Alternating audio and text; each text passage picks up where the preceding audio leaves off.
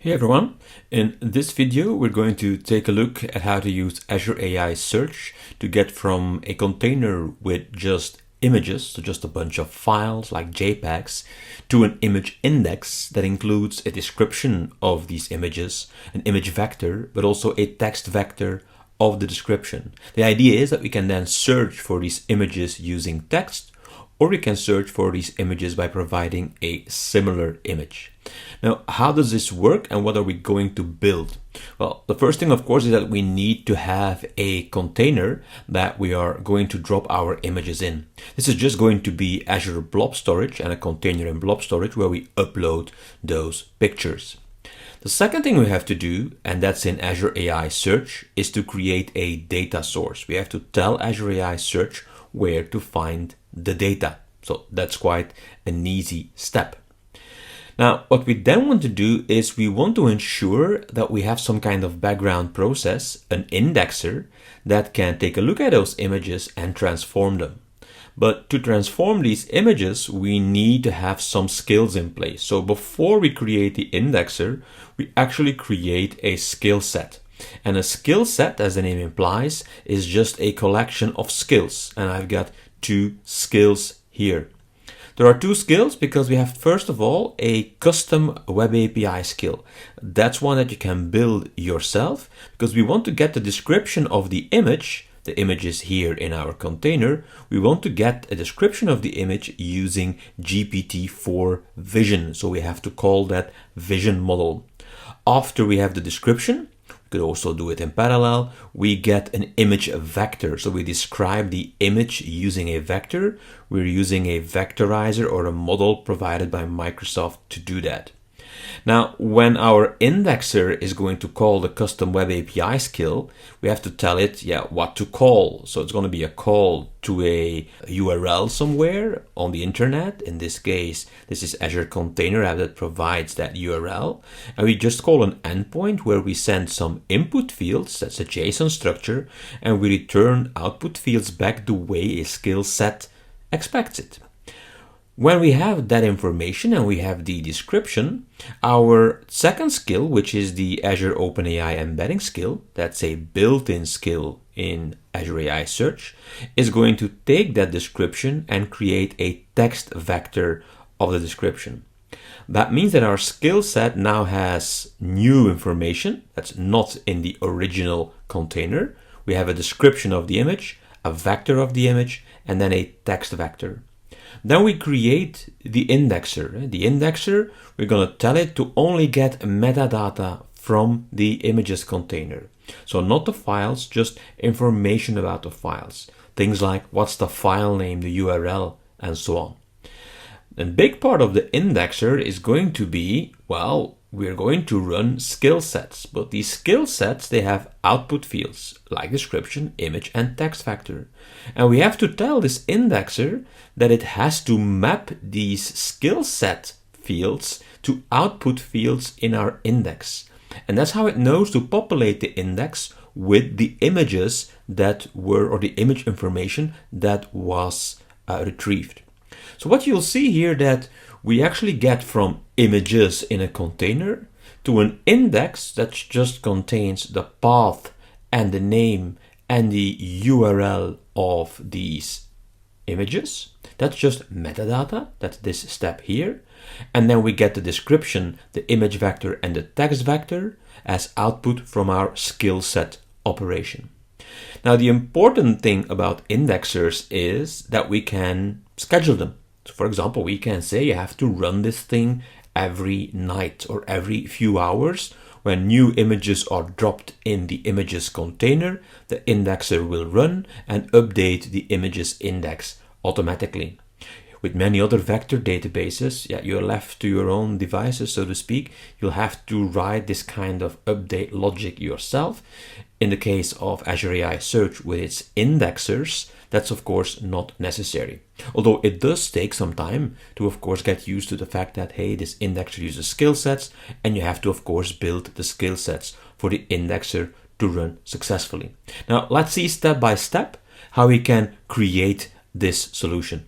Okay, let's look at creating the index with the API first. So for that, we have a notebook. You can find a notebook in the GitHub repository. Look at the description of this video.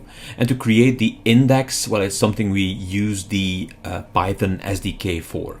What we do here is we load a couple of variables from an env file. We need that to authenticate to Azure AI Search. And what we do here is actually create our field configuration basically. So we create the fields here, a couple of simple fields like path, name, URL, and description. And of course, we will have to make sure that our indexer and our skills are adding data to these kind of fields. And the same goes for the two other fields, which are vector fields. Those vector fields, of course, have a specific configuration. For example, we have to specify the number of vector search dimensions we have. Depending on the model that you use to vectorize, in this case, for example, an image, you have to check how many floating point numbers are returned. So in this case, it's 1024 numbers. For our text vector, we use the ADA002 model from OpenAI. That's 1536 vectors. Now, together with the fields, we also define a search profile. We do that here, and then we simply return, let's say, the definition of an index. So the name of the index, as you can see here, the fields of the index, and then the vector search configuration, which defines the algorithm. So in this case, that's H and SW, and maybe also an integrated vectorizer if we didn't do that here. Once we have our index defined, we can actually create the index. So we import the necessary libraries over here, and then we construct our endpoint. The endpoint, of course, is going to be the name of your instance. So in my case, that is this name. The index I am going to create is called images. It's not there yet. I'm going to create it. And of course, we need from our env file, we need to get the key to authenticate to Azure AI Search. To create an index, you just create a search index client. Later, we'll use the search client to search our index, but to create the index, you use a search index client. And the index we are going to create is the return of our blog index function here. To actually create the index, we simply run this, but in a try except block. If the index already exists, of course, that will give an error. Now, my index doesn't exist yet, so if I run this code, what we should see here is when the code finishes that we get an index created message.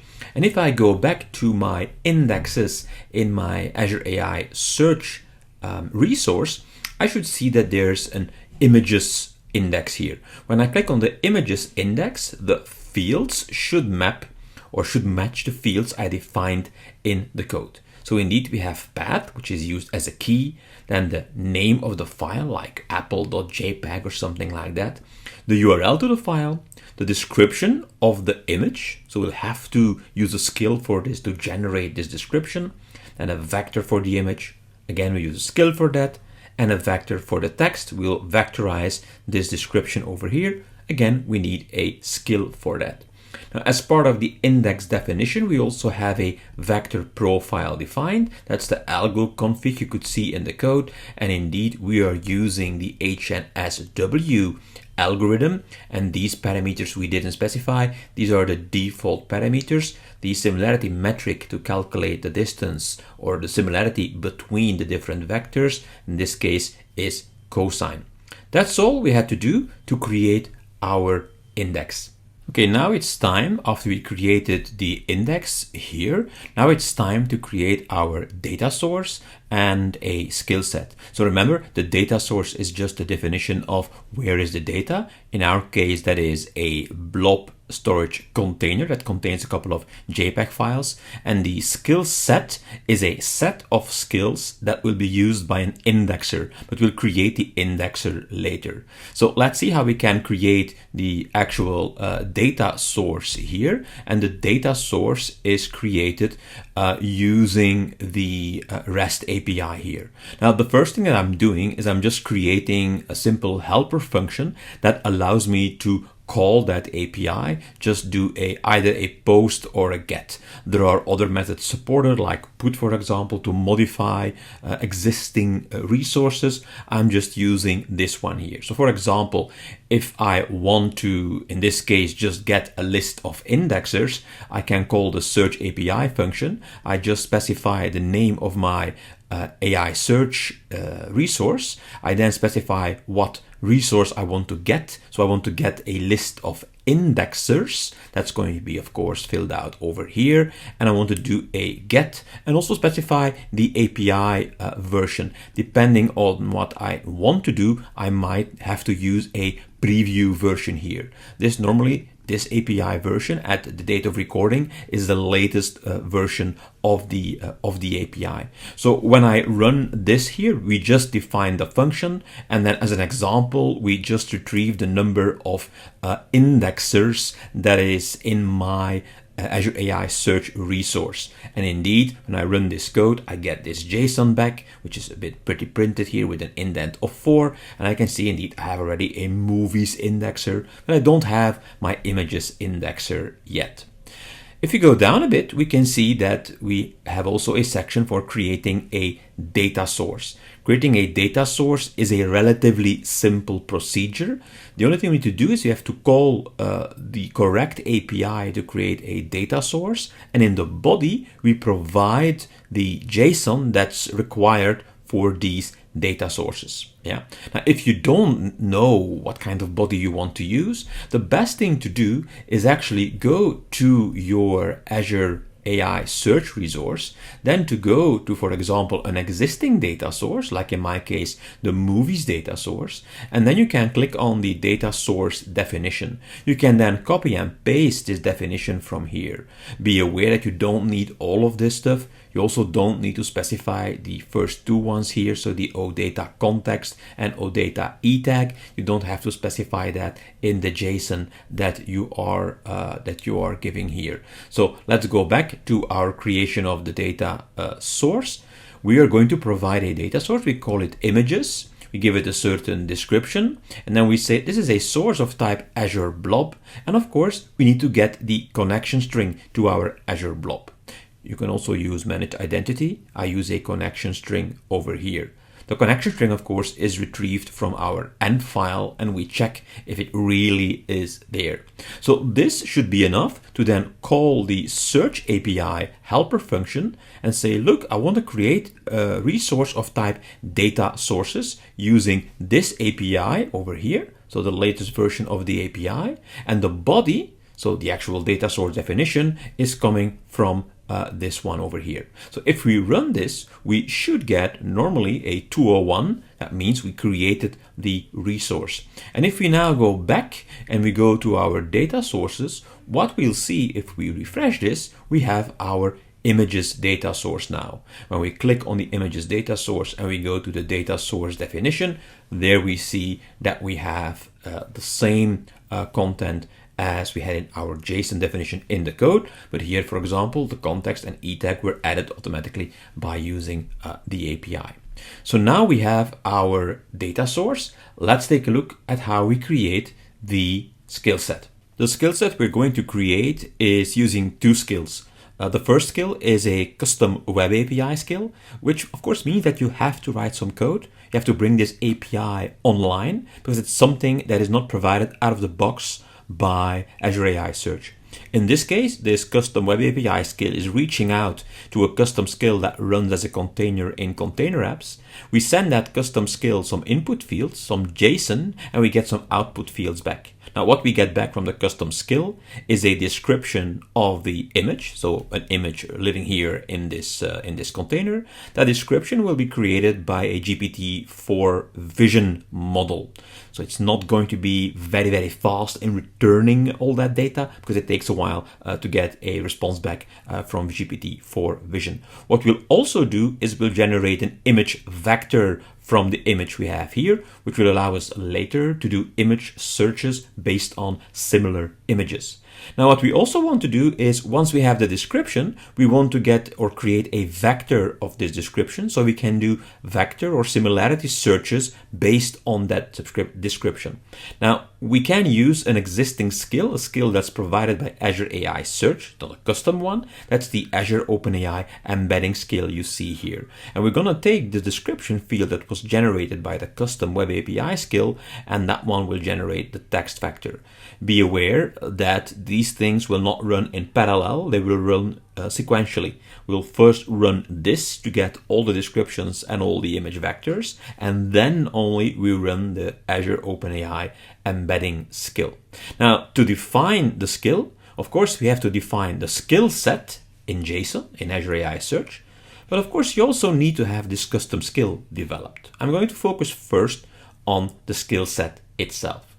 Now, the skill set is quite easily created, although you can make mistakes, quite simple to make mistakes if you don't get the mappings right. So how do we create a skill set? Well, the method is similar to with the data source, right? You just need a body for the skill set, and that body of course will be a little bit longer here, and then we use the helper function to say I want to create a skill set. In this case, I'm using the preview API because only the preview API can create a skill set of this type here. The Azure OpenAI embedding skill is in preview. That's the reason why I made the API configurable in the search API helper. Now, if we look in the actual skill set, we see two skills. So the first skill is this Azure OpenAI embedding skill. Now, it's not because it's listed first that it will be executed first. What is actually executed first will be the custom web API skill.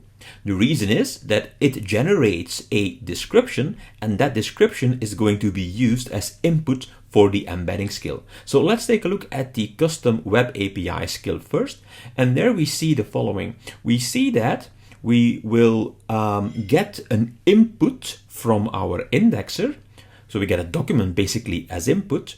The indexer will take care of that. And the indexer will then, or the skill will take content from the indexer. In this case, the URL, which is in the document, right? So the URL is placed by the indexer in the index, so to speak. We use that as input. Now, what we want is we want to take this URL and send it to the custom web API skill. In my case, that's an endpoint that's living here, a vectorized endpoint. The output from our skill will be two things. It will be a embedding, and we will save that to what we call an image vector within the indexer pipeline.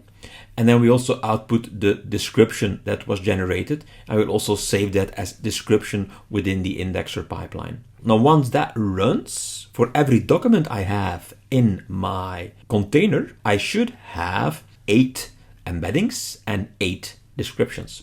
Once those are generated, this skill will kick in, the Azure OpenAI embedding skill.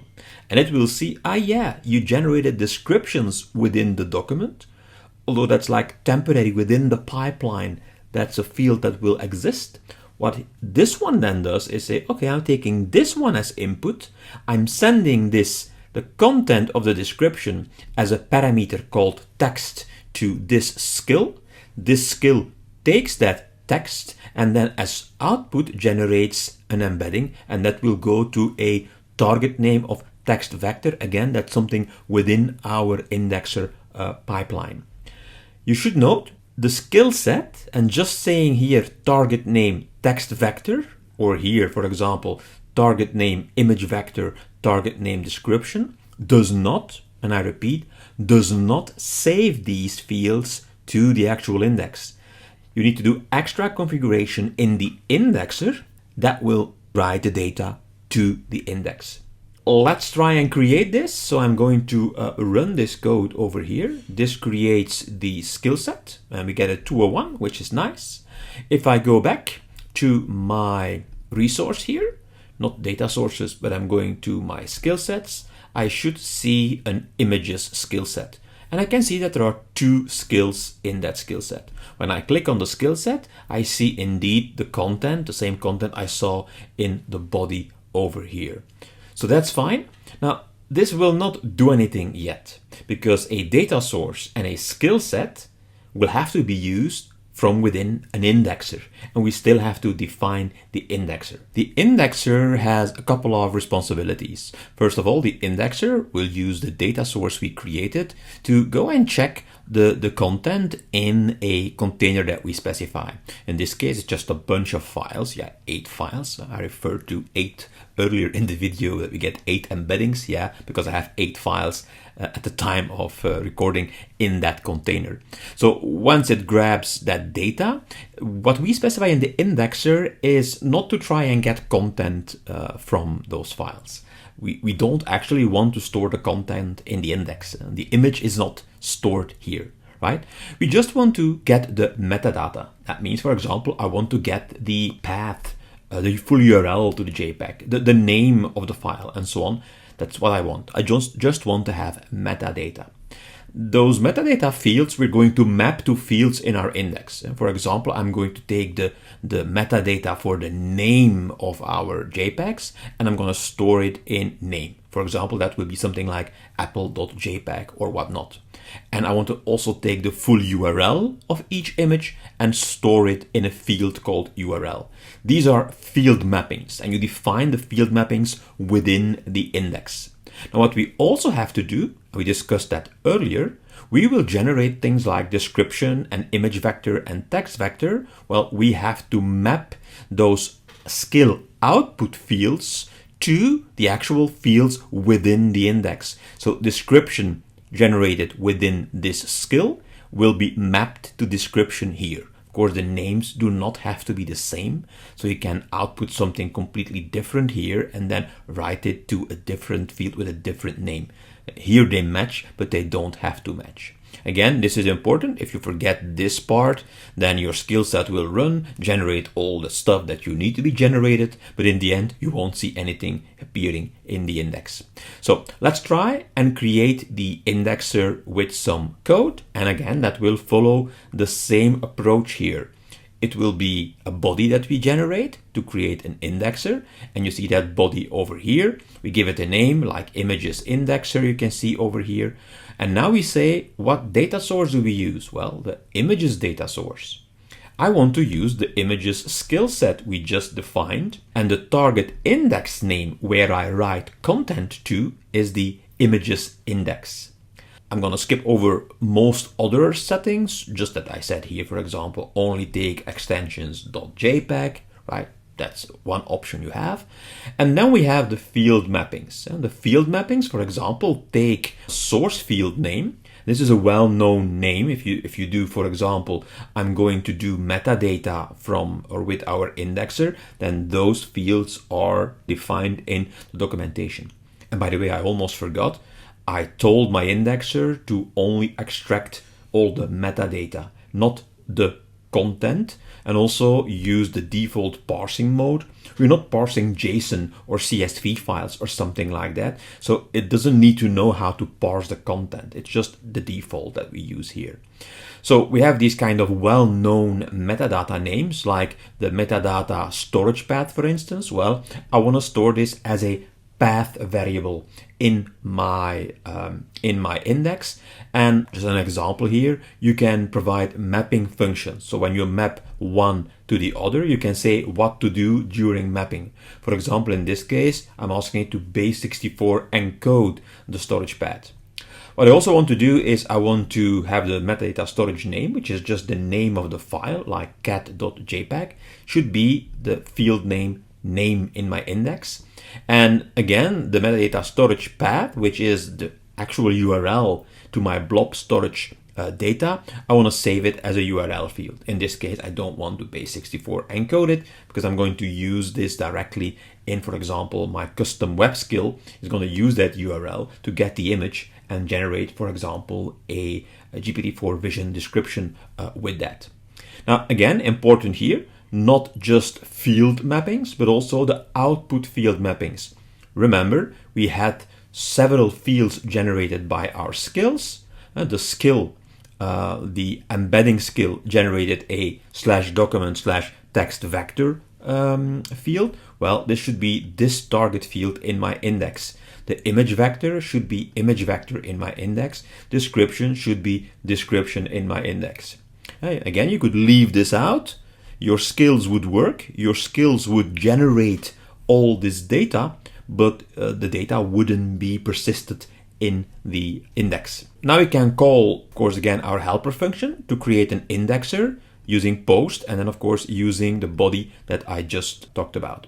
Let's click here on run, and we'll see what happens. The index should be created after a few moments. When the index is created, we can go and check in the UI and run the index to see if it does its work properly. We go to our resource here, not to skill sets, but to the indexers. What you can see now is that my images indexer was created, and it's already in progress doing or starting an index. So it's busy indexing the documents in my storage account. Yeah, I can refresh to see, okay, what's happening. We see that after 33 seconds, yeah, we have success. Well, let's hope so, because sometimes you might see success, but there could be all sorts of warnings. When you click on that, you see here no errors or warnings. But of course, we should check our index to see if the data is in the index. So in the indexes, I can go to images, and I see now that there are 8 documents in the images index. And when we do a search, for example, let's search for everything here, what I'm getting now is indeed the first result. I'm getting indeed something path, which was base64 encoded. The name of the image was cat JPEG. The URL to the image is this one, and the description was generated. The image shows a close-up of an orange tabby cat. This was generated by the GPT-4 Vision API using my custom skill. So we see that our indexer has populated properly, has populated our index. Now, of course, this indexer, I didn't specify that, but this indexer, we can give it settings, and we can say, for example, that we want to have a certain schedule here. By default, it's once, but within the indexer definition, I can enable, for example, I want to do it hourly, daily, or even set some kind of custom schedule to run our indexer. The indexer will know what it has already indexed, and it should only index new documents appearing in blob storage. If you, for example, want to completely re-index your source, you can always click on reset. That resets the indexer, and then just run it again. You'll have a full run over all the different files in your blob storage. Now we have our index, we can try and see if the index works. I'm going to use the Python SDK to do a query using a text vector on the index. Now we need a couple of helpers here again for this. I have a small helper here that converts some text into an embedding using the text embedding ADA 002 model from OpenAI.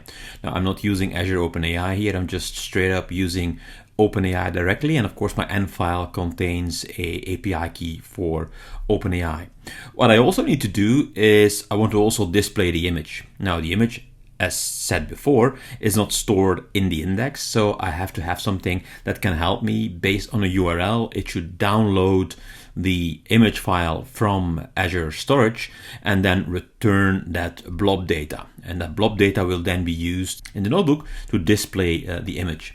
The actual search is done with this helper function here. So it takes in a string as a parameter, like a query, and then we're going to do a vectorized query. That is the Python SDK for Azure AI Search that I'm using here. And this takes in a vector. So I have to vectorize the query using the getTextVector helper. I'm only going to return as k nearest neighbors the first nearest vector I'm going to return. So the first result that I get, and I'm going to do a search, a text vector search on the text vector field.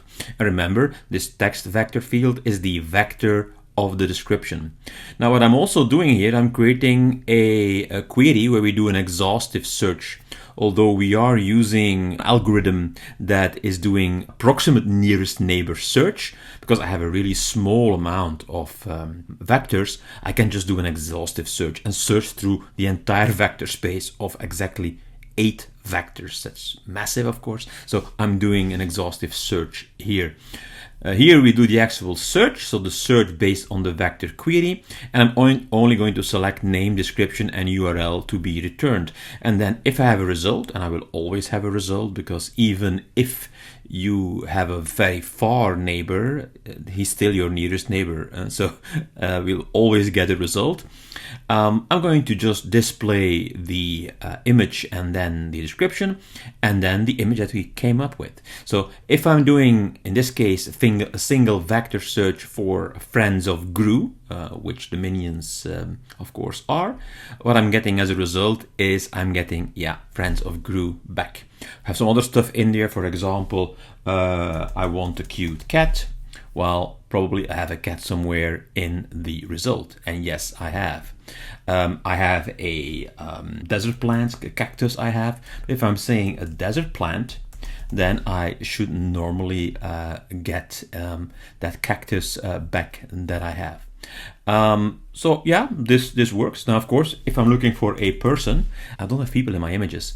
So if I'm looking for a person, I'll also get a match. And well, apparently the minions are closer to a person than any of my other pictures, which is actually maybe true semantically. Now, before we finish this video, we have to take a little bit of a look at, of course, the following.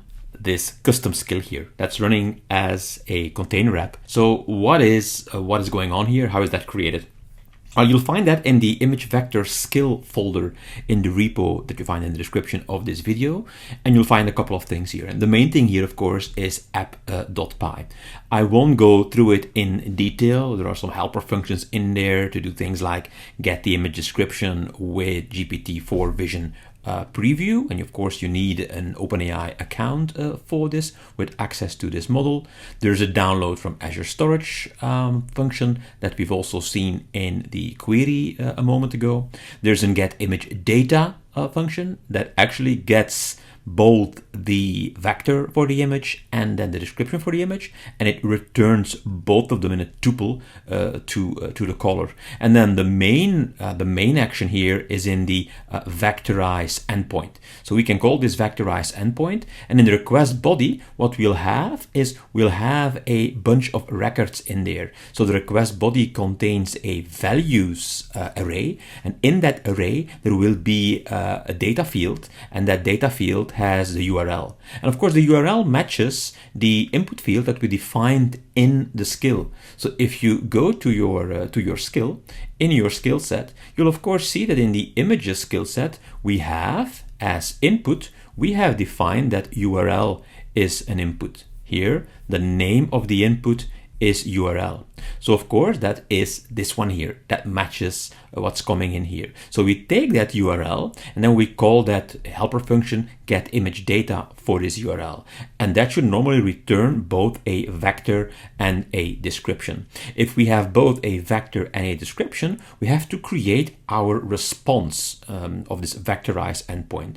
The response is an array, again, an array with a record ID that should match the record ID of the incoming record ID, and then the data that we send out is in a data field with the names here embedding and description, and that of course has to match the output fields. So here you see that you have the output fields embedding and description, right?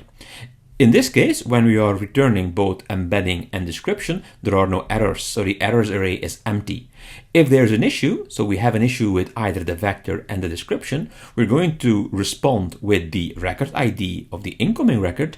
The data will be empty, but in the errors we can then place a message. And then we just return, whether it's an error or not, we return the JSON response. And that's all that this thing is doing. The rest of the scripts basically do the following for you. There's a Docker file in there that you can use straight away. There's a requirements used by the Docker file to load all the Python modules. And then there's a deploy shell script. The deploy shell script, you can call it with, for example, the build argument. It will then do a Docker build of an image called mySkill. With Docker run or deploy run, you can then run the container and it automatically sets the correct environment variables that you need to run the container image. And we grab actually those environment variables from the env file that we have in our repository. Now, in the repo, there will not be an env file, but the README contains information about what should be in the env file. Then there's the last one. I'm using Azure Container Apps, which is all set up with my subscription. So I can use with the deploy sh and then the up command, I can do az container app up, call the container MyScale, define an ingress. Our target port of the Python API is port 8000, and the environment variables are set to the ones that we need in our code. And then we specify the source is the dot. That means that this command, az container app up, will see that there's a Docker file. It will push all that information to a Azure container registry up in the cloud. The image will be built and the image will be pushed automatically to a container apps environment. And if you don't have a container apps environment already, it will be auto-created by this command. That's basically all you need to do. Now, if you want to do some testing, for example, there's also an HTTP file there that you can use to test either the locally running system or the remotely running system. Right? So with all that code in the image vector skill, you should be able to also deploy this piece of the puzzle here. And of course, make sure that in your custom web API skill, you call the correct URL where this custom skill is running. Okay, I think that's it for this video. I hope you enjoyed this one. We have seen how to create a custom images index using a custom indexer and skill sets. If there are any questions, of course, let me know in the comments. I hope to see you some other time. Bye-bye.